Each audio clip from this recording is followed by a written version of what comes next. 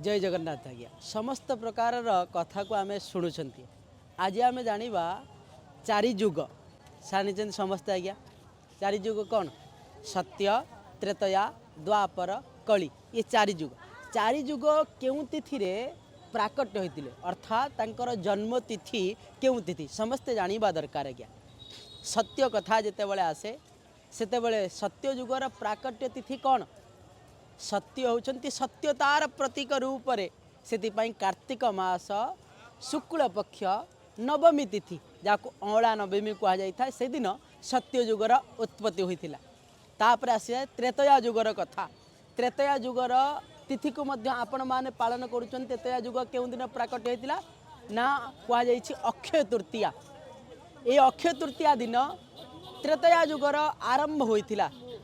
तापर आसी थाए द्वापर जुगर कथा जाकि मौनी अमावास्या आज्ञा ये मौनी अमावास्या दिन समस्त अमावास्यार तिथि पालन करिथांती मौनी अमावास्या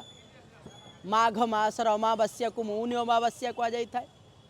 ये माघ मासर अमावास्या मौनी अमावास्या रे द्वापर जुगर अयमारंभ होता ये तिथि ताले आमे कली काल रे वास करुछंती कली जुगर उत्पत्ति तिथि कौन जानिछंती ता जानिबा दरकार केही केही केते प्रकार कथा कहती आज्ञा जहाँकि प्रामाणिक नुह शास्त्रीय संपूर्ण भाव में नुह यही किछि समय पूर्व आज्ञा किछि घंटा पूर्व मध्य मु देखुली जे कि कलिजुगर अनेक तिथि कथा अनेक हूँ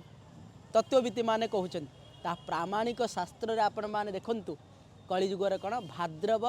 कृष्ण त्रयोदशी तिथि होछि कौन ना कलिजुगर प्राकट्य तिथि आपण को चारि जुगर चारि तिथि चारोटी तिथि मन रहा तो जदि मन रहा निश्चित भाव में तले लिखिदेवे केउं तिथि रे कौन घटीला केउं तिथि रे केउं जुगर उत्पत्ति होता आउ कलिजुग केउं तिथि होता जदि जानिले निश्चित भाव में समस्त को मध्य शेयर करंतु कहीं ना कलिजुगे समस्त आज्ञा वास करुँच आउ कली काल समस्ते मध्य से जुगर उत्पत्ति तिथि को निश्चित भाव में समस्ते मन रखा दरकार आउ से दिन मध्य पूजा विधान करी पालन करने दरकार आपको जब भल लगे जय जगन्नाथ निश्चित भाव लिखी जय जगन्नाथ।